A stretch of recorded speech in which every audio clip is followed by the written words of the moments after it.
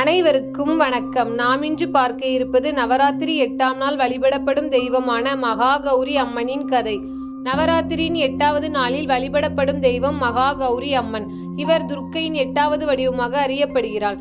மகா என்பதன் பொருள் பெரும், கௌரி என்பதன் பொருள் வெண்மையும் தூய்மையும் கொண்டவள் என்பதாகும். புராணங்களில் சொல்லப்படுவதாவது, பார்வதி தேவிக்கு சிவபெருமானை கணவனாக பெறும் எண்ணம் மிகுந்தது.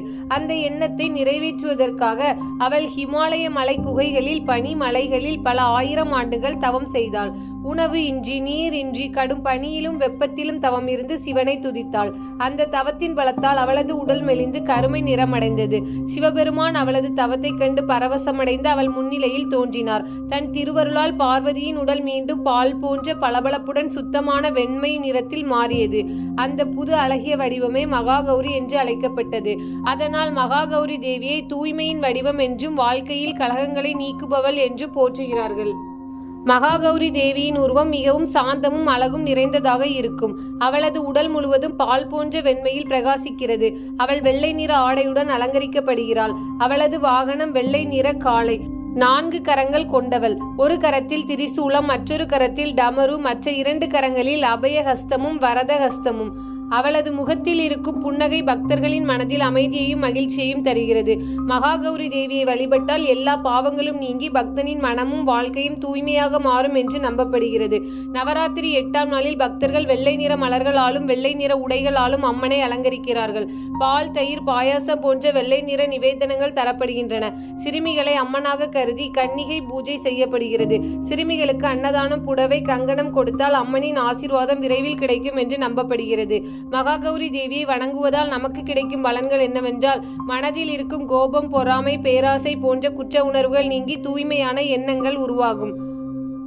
குடும்பத்தில் மகிழ்ச்சி, செழிப்பு அதிகரிக்கும். திருமணத்தில் தடை இருந்தால் அவள் அருளால் அது நீங்கி நல்ல துணைவன் அல்லது துணைவியரை பெறுவார்கள்.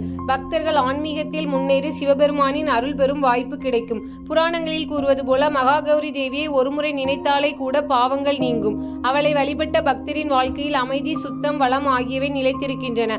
அதனால் நவராத்திரி 8ஆம் நாளை அஷ்டமி என அழைத்து மிகுந்த பக்தியுடன் மகா கௌரி தேவிக்கு சிறப்பு பூஜை செய்யப்படுகிறது.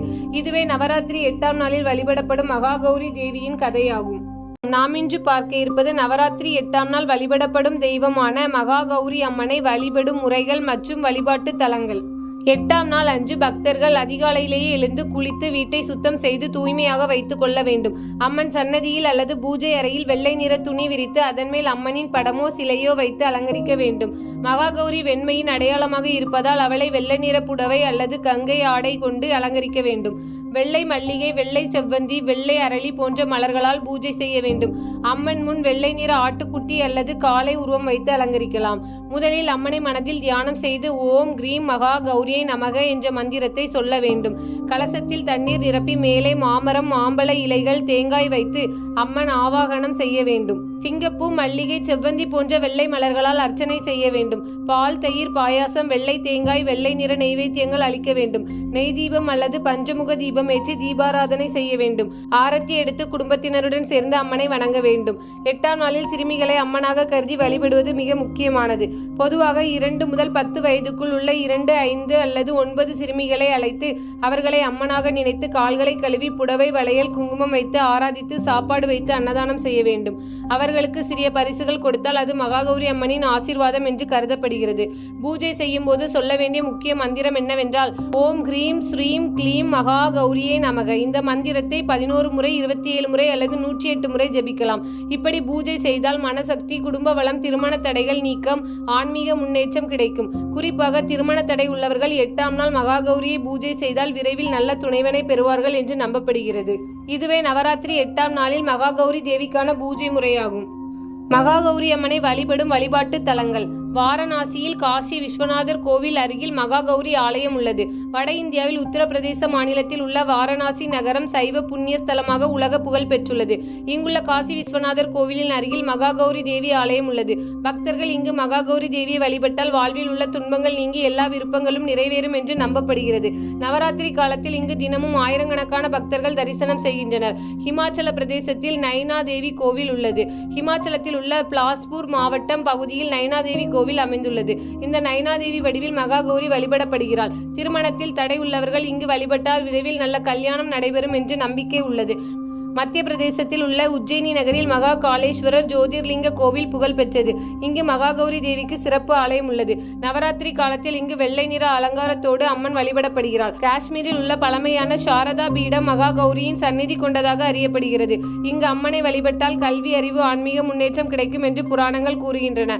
தமிழ்நாடு, கேரளா, கர்நாடகா, ஆந்திரா ஆகிய மாநிலங்களில் உள்ள பல அம்மன் கோவில்களிலும் நவராத்திரி 8ஆம் நாளில் மகா கௌரி சிறப்பு அலங்காரத்தில் வழிபடப்படுகிறாள். குறிப்பாக மதுரையில் உள்ள மீனாட்சி அம்மன் கோவில், காஞ்சியில் உள்ள காமாட்சி அம்மன் கோவில், கொல்லூர் கர்நாடகாவில் உள்ள மங்களாம்பிகை அம்மன் கோவில் போன்ற இடங்களில் அஷ்டமி நாளில் மகா கௌரி வழிபாடு நடைபெறுகிறது. மகா கௌரியை வணங்கும் கோவில்களில் வெள்ளை மலர், வெள்ளை ஆடை, பால், பாயசம் போன்ற நிவேதனங்கள் அளிக்கப்படுகின்றன.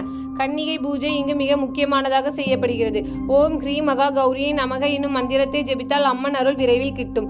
இதனால் மகா கௌரி தேவி வழிபட சிறந்த தலங்களில் வாரணாசி முதன்மையானதாக கருதப்படுகிறது. ஆனால் எங்கிருந்தாலும் தூய்மையான மனதுடன் அவளை வணங்கினால் அவள் நிச்சயம் அருள் புரிவாள். தினமொரு கதையில் கதை கேட்ட அனைவருக்கும் நன்றி.